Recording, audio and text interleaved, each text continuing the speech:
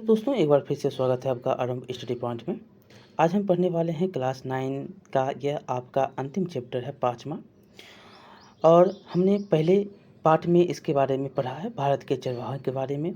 और यह है आधुनिक विश्व के चरवाहे में आपका अध्ययन जो है अफ्रीका में जो चरवाहा है उसके जीवन के बारे में हम पढ़ेंगे। आपके लिए बहुत ही महत्वपूर्ण है, चाहे आप जिस चीज़ का भी एग्ज़ाम दे रहे हो, कोई भी आप ऑल इंडिया में कोई भी एग्ज़ाम अगर दे रहे हैं, कम्पिटिशन का एग्ज़ाम दे रहे हैं, तो इतिहास के बारे में अगर आपसे पूछा जा रहा है तो आपको यहाँ से क्वेश्चन 9th-10th से भी पूछता है, और जो है क्लास 6 से 12 तक के लिए आपको हिस्ट्री और सारे सब्जेक्ट बहुत ही महत्वपूर्ण है। तो चलिए हम देखते हैं इसमें क्या लिखा गया है कि अफ्रीका में जो चरवाहा जीवन कैसा है। जैसे भारत के चरवाहों के बारे में हमने पढ़ा, जम्मू कश्मीर और पूर्व का क्षेत्र और पश्चिम का क्षेत्र और दक्षिण के क्षेत्र को हमने देखा। वहाँ पर कौन कौन से चरवाहे हैं, गुजर बकरवाल हैं और सारे जो हैं बहुत सारे चरवाहे को हमने यहाँ पर जाना। अब जो है यहाँ पर देखेंगे कौन कौन से चरवाहा अफ्रीका में हैं। देखिए आइए अब ज़रा अफ्रीका की तरफ चले, जहाँ दुनिया की आधी से ज़्यादा चरवाहा आबादी रहती है। कहाँ पे? दुनिया की जो है, जहाँ पर दुनिया से ज़्यादा जो है चरवाहा आपको यहीं पर मिलेगा, आधा से ज़्यादा जो है। ज़रा यहाँ पर देखेंगे कि दुनिया की आधी से ज़्यादा चरवाहा आबादी कहाँ पर, तो अफ्रीका में रहता है। आज भी जो है अफ्रीका के लगभग 2.25 करोड़ लोग रोजी रोटी के लिए किसी न किसी तरह से जो है चरवाही गतिविधियों पर ही निर्भर या आश्रित रहते हैं। इनमें से जो है बेदुइन्स, बरबेर्स, मसाई, सोमाली, बोरान और तुर्काना जैसे जाने माने समुदाय शामिल हैं। इनमें से ज़्यादातर जो है अब अर्ध शुष्क घास के मैदानों या सूखे रेगिस्तानों में रहते हैं, जहां वर्षा आधारित खेती करना बहुत मुश्किल है। यहाँ के चरवाहे जो हैं गाय, बैल, ऊँट, बकरी, भेड़ व गधे पालते हैं और दूध, मांस, पशु की खाल व ऊन आदि बेचते हैं। कुछ चरवाहे जो हैं व्यापार या यातायात संबंधी काम भी करते हैं। कुछ चरवाहे के साथ जो हैं कुछ चरवाहे के साथ साथ खेती भी करते हैं। कुछ लोग जो है चरवाही से होने वाली मामूली आय से गुजर नहीं हो पाने पर कोई भी धंधा कर लेते हैं। आगे है कि हिंदुस्तान की तरह जो है अफ्रीकी चरवाहे की ज़िंदगी भी औपनिवेशिक और उत्तर औपनिवेशिक काल में गहरे बदलाव आए हैं। आखिर क्या ये बदलाव थे, इनके बारे में देखेंगे। आखिर क्या थे ये बदलाव।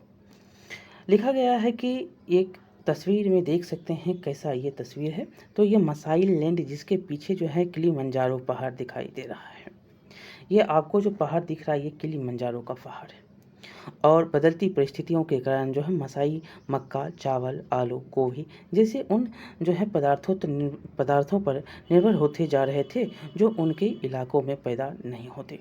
परंपरागत रूप से वे इन सभी जो चीज़ें थे, इन सभी चीज़ों को पसंद नहीं करते थे। मसाई जानते थे कि फसल उगाने के लिए ज़मीन पर हल चलाना प्रकृति के विरुद्ध है। यदि आप ज़मीन पर खेती करने लगते हैं तो वह चरवाही के लायक नहीं रहती। ये द मशाई एसोसिएशन के सौजन्य से लिए गए वक्तव्य हैं, और यह जो तथ्य जो है आपको उसी से लिया गया। ये देख सकते हैं किलिमंजारो का आपका ये पहाड़ दिखाई दे रहा है। एक तस्वीर आपको यहाँ पर और है, ये अफ्रीका का तस्वीर है। अफ्रीका में जो है अफ्रीका जो है चरवाहा समुदाय को यहाँ पर छोटी सी तस्वीर में कीनिया और तंजानिया में मसाइयों का इलाका दर्शाया गया है। ये आपका जो देख रहे हैं ये कीनिया और तंजानिया के क्षेत्रों में जो दिखाया गया क्षेत्र है ये है। देखिए ऊपर की ओर हम चलते हैं। ये जो आपको विक्टोरिया झील दिख रहा है, ये क्या है? ये विक्टोरिया झील है। और यहाँ पर जो है कौन कौन रहता था, तो ये जो लाल घेरे में है यही लाल घेरे का क्षेत्र देखेंगे। इस ऊपर में आपको इथी जो है इथी यहाँ पर देखेंगे। एक मिनट जूम थोड़ा कर लेते हैं। और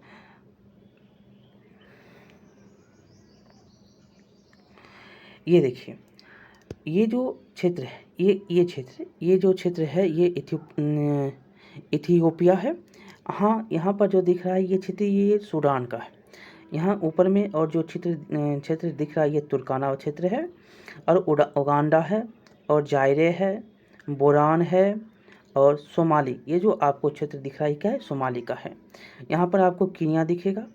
यही जो है ये जो क्षेत्र दिख रहा है आपको मसाई जो है मसाई का क्षेत्र, आपको यहाँ पर जो विक्टोरिया झील के आसपास का जो क्षेत्र है ये मसाई का है। ये नीचे आपको तंजानिया है। यहाँ पर देख सकते हैं हेरोरो जो है तस्वाना, जुलू, नामा, ये सारे जो हैं आपको इलाका दर्शाया गया है। ये बरबस, मोर्श, ताओरंग और काबावीर्स, वेजा, डानाकिन्नल और बुदुने, ये सारे जो हैं चित्र में आप देख सकते हैं। जो ये सारे चित्र में आपको ये सारे के सारे जो हैं केनिया और तंजानिया में मसाइयों का इलाका आपको थोड़ी सी तस्वीर में दिखाई गई है। अफ्रीका के चरवाहों का ये सारा समुदाय था। देखिए इन जो है परिवर्तनों को हम चरवाहों के एक खास समुदाय के माध्यम से समझने की कोशिश करेंगे। चलिए, इसके लिए जो है मसाई नाम का जो एक वहाँ पर हमने देखा तंजानिया के ऊपर जो आपको दिखाई देता है, जो कि विक्टोरिया झील के बगल में है, वो क्या है? मसाई समुदाय। मसाई समुदाय के हम देखेंगे, उनको चुन लेते हैं। और मसाई जो होता है, मसाई पशुपालक मोटे तौर पर पूर्वी अफ्रीका के निवासी थे। ये आपको दिख रहा है, जो आपको ये अफ्रीका दिख रहा है, ये पूर्वी अफ्रीका है। तो ये पूर्वी अफ्रीका के जो है ये निवासी थे मसाई समुदाय। इनमें जो है लगभग 3 लाख दक्षिणी कीनिया में और 1,50,000 तंजानिया में रहते थे। तंजानिया नीचे है, कीनिया ऊपर है। तो यहाँ पर जो है इतने लोग यहाँ पर रहते थे, 3 लाख और 1.5 लाख। जो है अभी हम देखेंगे कि जो है नए कानूनों और बंदिशों ने किस तरह से न केवल उनकी ज़मीन उनसे छीन ली, बल्कि उनकी जो है आवाजाही भी बहुत सारी पाबंदियां थोप दी। इन कानूनों के कारण सूखे के दिनों में जो है उनकी ज़िंदगी गहरे तौर पर बदल गई है और उनके सामाजिक संबंध भी नई जो है शक्ल में ढल गए हैं। देखिए चारागाहों का क्या हुआ। तो मसाइयों की सबसे बड़ी समस्या यह रही है कि उनके चारागाह दिनों दिन सिमटते जा रहे हैं। औपनिवेशिक शासन से पहले जो है मसाई लैंड का इलाका उत्तरी कीनिया से लेकर तंजानिया के घास के मैदान जो कि स्टेपीज तक फैला हुआ था। 19वीं सदी के आखिर में यूरोप की साम्राज्यवादी ताकतों ने अफ्रीका में कब्जे के लिए मारकाट शुरू कर दी और बहुत सारे जो है इलाकों को छोटे छोटे उपनिवेशों में तब्दील करके जो है अपने अपने कब्जे में ले लिया। 1885 ईस्वी में जो है ब्रिटिश कीनिया और जर्मन जो है तांगानिका के बीच जो है एक अंतर्राष्ट्रीय सीमा खींचकर मसाई लैंड के 2 बराबर भागे जो है टुकड़े कर दिए गए। 2 बराबर भाग में टुकड़ा कर दिया गया था। उसके बाद जो होता है, बाद के सालों में जो सरकार ने गोरों को बसाने के लिए बेहतरीन चारागाहों को अपने कब्जे में ले लिया। मसाइयों को दक्षिण कीनिया और उत्तर तंजानिया के छोटे से इलाके में समेट दिया गया और औपनिवेशिक शासन से पहले मसाइयों के पास जितनी ज़मीन थी उसका लगभग 60% हिस्सा उनसे छीन लिया गया। उन्होंने ऐसा सूखे इलाकों में उनको ऐसे सूखे इलाकों में कैद कर दिया गया जहां ना तो अच्छी बारिश होती थी और ना ही हरे भरे चारागाह थे। हम थोड़ा ऊपर स्रोत को देखेंगे। ये जो है तांगानिका के बारे में कुछ यहाँ पर दिया गया है। ब्रिटेन ने पहले विश्व युद्ध के दौरान जो है इस इलाकों पर कब्जा कर लिया, जिसे जर्मन ईस्ट अफ्रीका कहा जाता था। क्या कहा जाता था? जर्मन ईस्ट अफ्रीका, तांगानिका को। और 1919 में जो है तांगानिका ब्रिटिश नियंत्रण में आ गया और 1961 में उसे आज़ादी मिली। और 1964 में जो है जंजीबार के विलय के बाद उसे तंजानिया का नाम जो है नया नाम दिया गया। जो तांगानिका जो है उसको तंजानिया कहा गया 1964 में जंजीबार के विलय के बाद। और इसमें जो है इसको पहले क्या कहा जाता था? तो इसको पहले जर्मन ईस्ट अफ्रीका के नाम से जाना जाता था। 1919 ईस्वी में जो विश्व युद्ध होता है उसमें जो है तांगानिका ने जो है ब्रिटिश साम्राज्य के अधीन आ गया था, ब्रिटिश के नियंत्रण में आ गया था। तंजानिया नाम कैसे पड़ा? तांगानिका का हमने यहाँ पर देखा।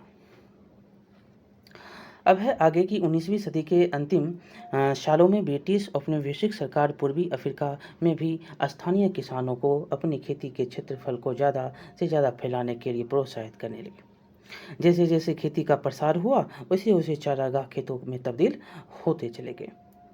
होने लगे।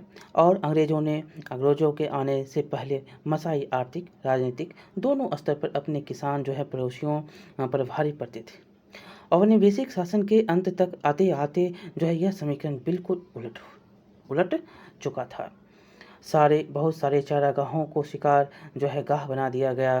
कीनिया में मसाई मारा व साम्बुरू नेशनल पार्क और तंजानिया में सेरेनगेटी पार्क जैसे जो है शिकार गाह इसी तरह अस्तित्व में आए।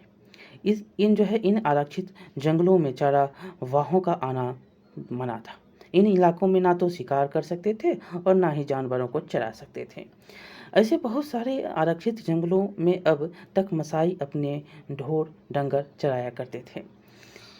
और मिसाल के तौर पर सेरेंगेटी नेशनल पार्क का 14,760 वर्ग किलोमीटर से भी ज़्यादा क्षेत्रफल मसाइयों के चारागाह पर कब्जा करने के बनाया गया था। कौन पार्क है?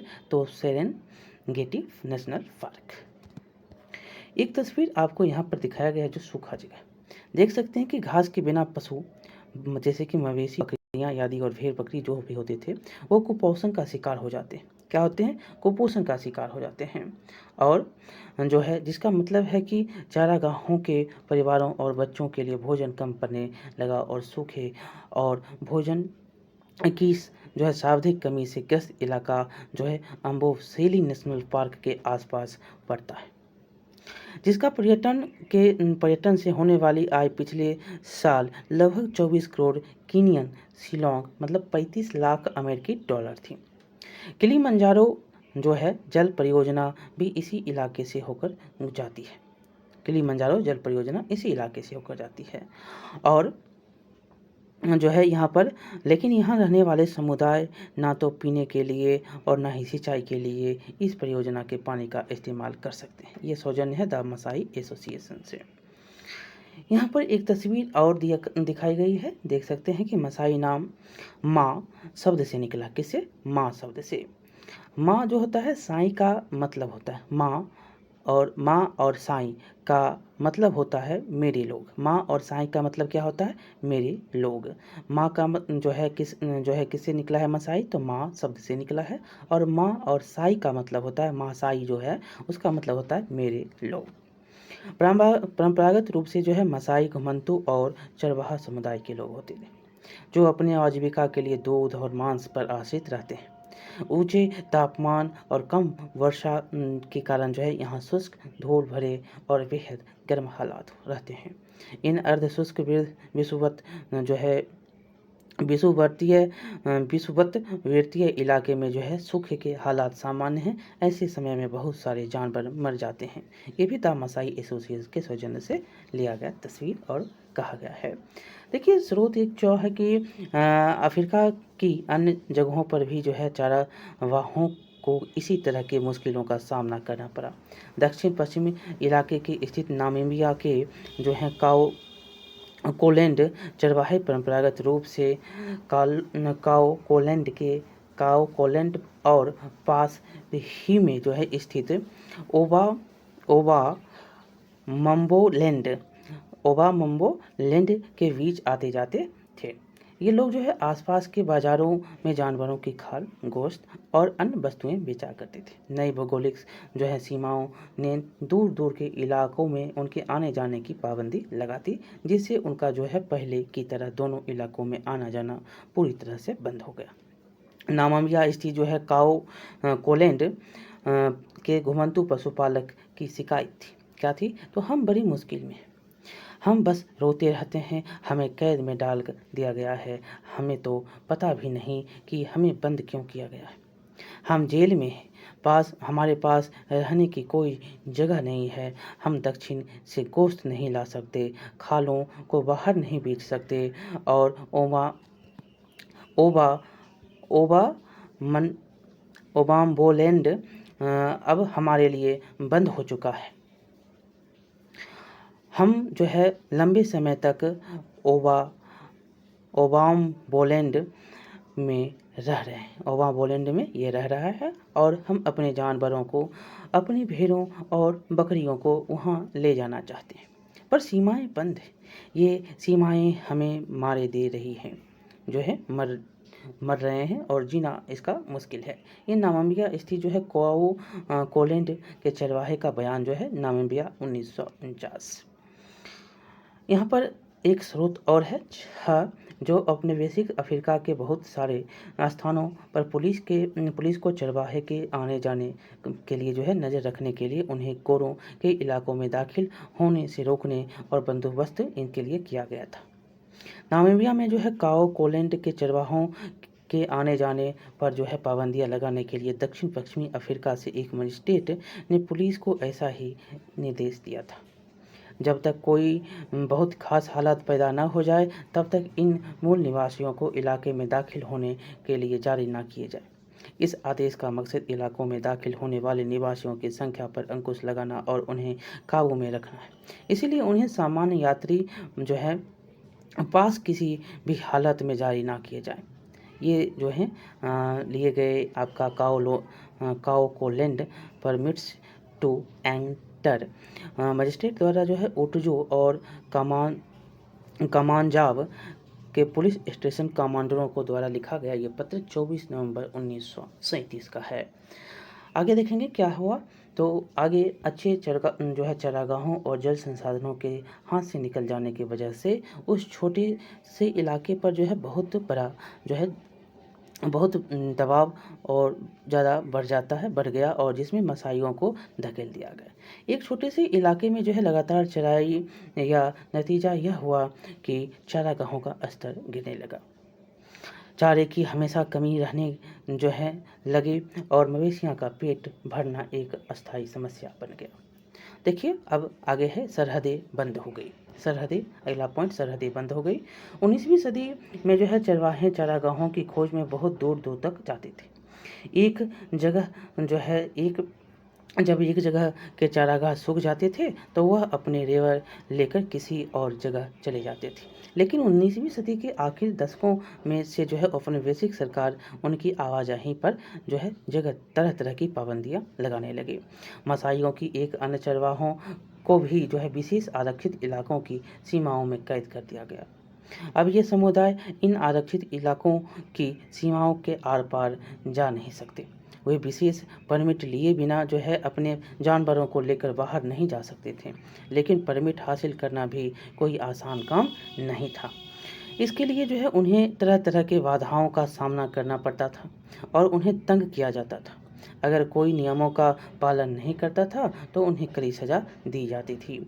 आगे चरवाहों को गोरों के इलाकों में पड़ने वाले बाजारों में दाखिल होने से भी रोक दिया गया और बहुत सारे जो है इलाकों में तो वे कई तरह के व्यापार भी नहीं कर सकते थे। बाहर से आए गोरे और यूरोपीय औपनिवेशिक अफसर उन्हें खतरनाक और बर्बर स्वभाव वाला मानते थे। उनकी नज़र में ये ऐसे लोग थे जिनके साथ कम से कम संबंध रखना ही उचित था। लेकिन इन स्थानीय लोगों से किसी भी तरह के संबंध न रखना भी मुमकिन नहीं था।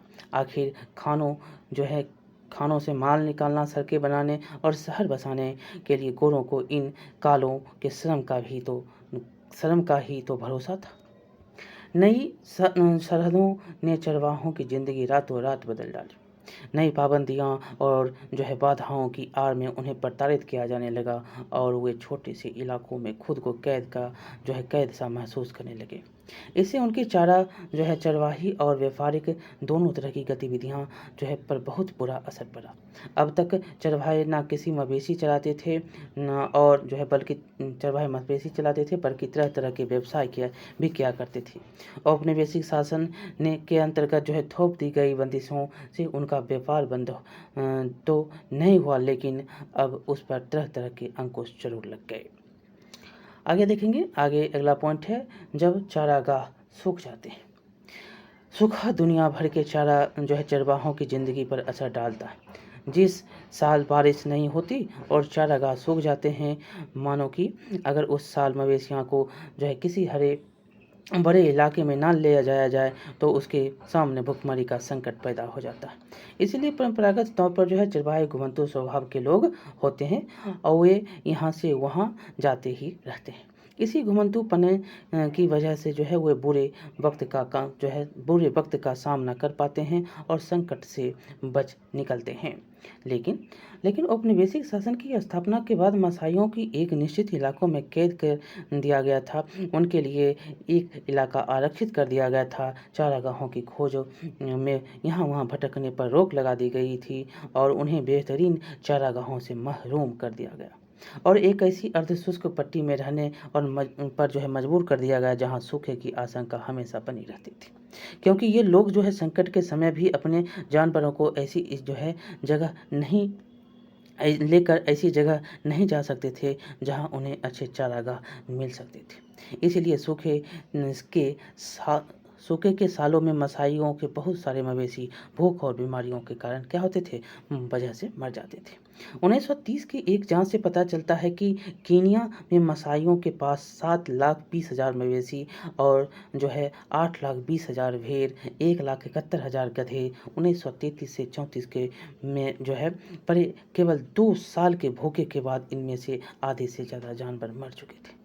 जैसे जैसे चरने की जो है जगह सिक्योरिटी गई, सूखे के दुष्परिणाम भयानक रूप से चल लेते गए और जो है बार बार आने वाले कई जो है बुरी सालों की वजह से चरवाहों के जानवरों की संख्या लगातार गिरती चली आई। एक जो है यहाँ पर तस्वीर आपको दिखाया गया है, योद्धा गहरे लाल जो है रंग के सूखा और चमकदार मोतियों के आभूषण पहनते थे जो योद्धा होते थे और यह जो है तथा स्टील की नौका वाली 5 फुट लंबा भाला रखते थे। ये 5 फुट वाली भाला रखते थे।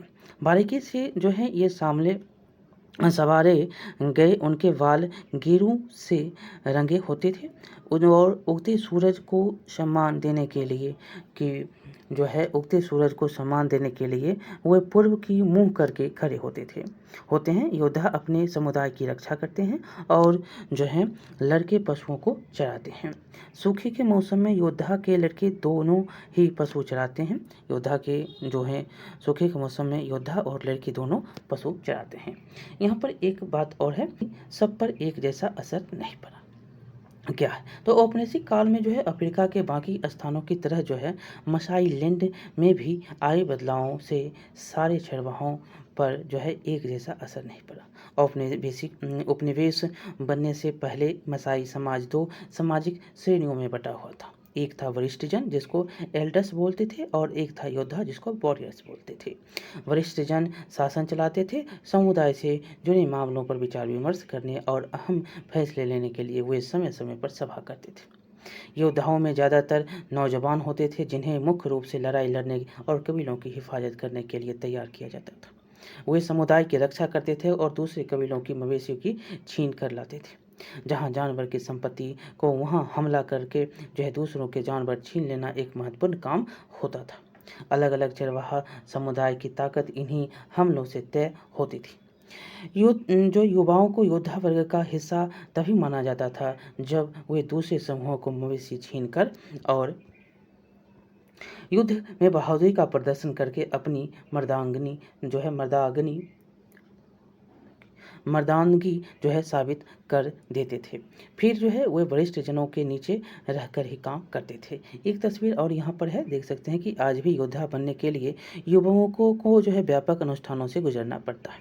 हालांकि अब यह प्रथा पहले जैसी प्रचलित नहीं। इसके लिए जो है युवकों को लगभग 4 माह तक अपने कबीले के इलाकों का दौरा करना पड़ता है और इस यात्रा के अंत में जो वे छापा मारों की तरह दौड़कर अपने आहतों में घुसते हैं और इस समारोह के मौके पर युवक ढीले कपड़े पहनते हैं और पूरे दिन नाचते रहते हैं। इस अनुष्ठान के साथ ही वे जीवन के नए चरण में पहुंच जाते हैं। लड़कियों को इस तरह के अनुष्ठानों से नहीं गुजरना पड़ता। ये मसाई एसोसिएशन से लिया गया है।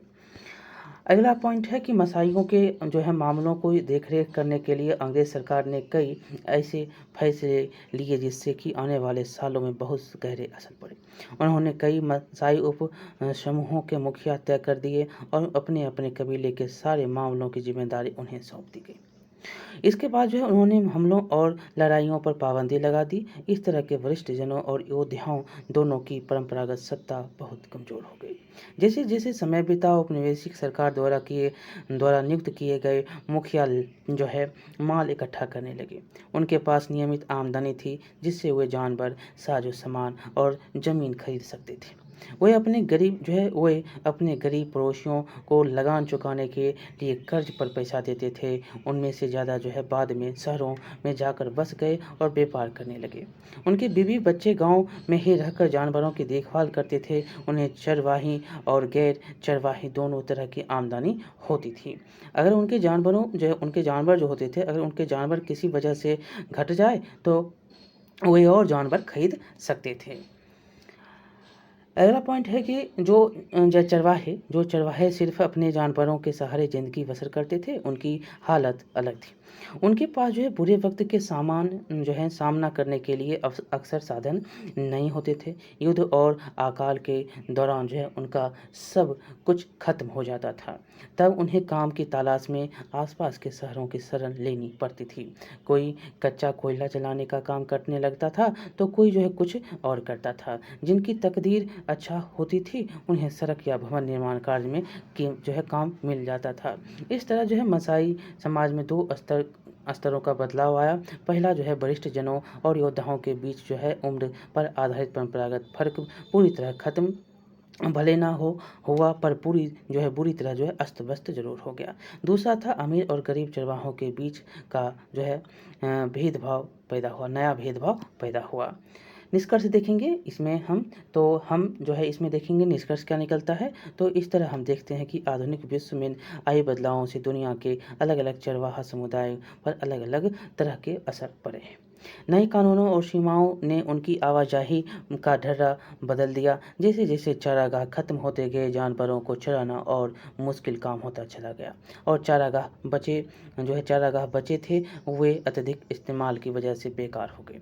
सूखे के समय उनकी समस्याएं पहले से भी ज़्यादा बढ़ गई क्योंकि तब उनके जानवर बड़ी तादाद में दम तोड़ने लगे थे। अब उनके आने जाने पर जो है बहुत सारी बंदिशें थोप दी गई थी इसीलिए वे नए चारागाहों की तलाश भी नहीं कर सकते थे। फिर भी चरवाहे बदलते वक्त के हिसाब से खुद को ढालते हैं। वे अपनी सालाना आवाजाही का रास्ता बदल लेते हैं, जानवरों की संख्या कम कर देते हैं और नए इलाकों में दाखिल होने के लिए हर संभव लेन देन करते हैं और राहत रियायत व मदद के लिए सरकार की राजनीतिक दबाव डालते हैं। वह उन इलाकों में अपने अधिकारों को बचाए रखने के लिए जो है अपना संघर्ष जारी रखते हैं जहां से उन्हें खदेड़ने की कोशिश की जाती है और जंगलों के रखरखाव और प्रबंधन में उनका जो है अपना हिस्सा मांगते हैं। चरवाहे अतीत के जो हैं अवशेष नहीं हैं। वे ऐसे लोग नहीं हैं जिनके लिए आज की आधुनिक दुनिया में कोई जगह नहीं है। पर्यावरणवादी जो हैं और अर्थशास्त्री इस बात को जो है काफ़ी गंभीरता से मानने लगे हैं कि घुमंतू चरवाहों की जीवन शैली दुनिया के बहुत सारे पहाड़ी और सूखे इलाकों में जीवन यापन के लिए सबसे ज़्यादा उपयुक्त है। ये एक चरवाहा का यहाँ पर दिया गया है कि जो जयपुर राजमार्ग का राय का गड़रिया है, जो कि इस बड़ी सड़कों पर भारी यातायात में गड़रिया जो है नए इलाकों में जाने की प्रक्रिया में एक नया अनुभव बना दिया है। ये सारे देख सकते हैं। यहाँ पर हमने चरवाहों के बारे में पढ़ा आधुनिक रूप से और जो है विश्व के रूप से। तो आपका जो है वर्ल्ड हिस्ट्री का नम्मा ये आपका विश्व समकालीन और भारत का जो है यहाँ पर आपका समाप्त होता है। भारत और समकालीन विश्व के इस 9वें अध्याय को हम यहीं पर समाप्त करेंगे, जो कि बहुत ही इम्पोर्टेंट था आपके लिए। हर एग्ज़ाम के लिए ये इम्पोर्टेंट है। 1-2 बार आप अध्ययन इसका करेंगे ताकि जो भी शब्द ऐसे हैं जो एक बार में नहीं समझ में आएगा, दूसरी बार में आपको ज़रूर तीसरी बार में आएगा। तो चलिए मिलते हैं अगले वीडियो में। बहुत बहुत धन्यवाद। लाइक करिएगा, शेयर करिएगा और सब्सक्राइब करिएगा। हम जो है अगला अब 10वां का क्लास शुरू करने वाले हैं। चलिए मिलते हैं। बहुत बहुत धन्यवाद।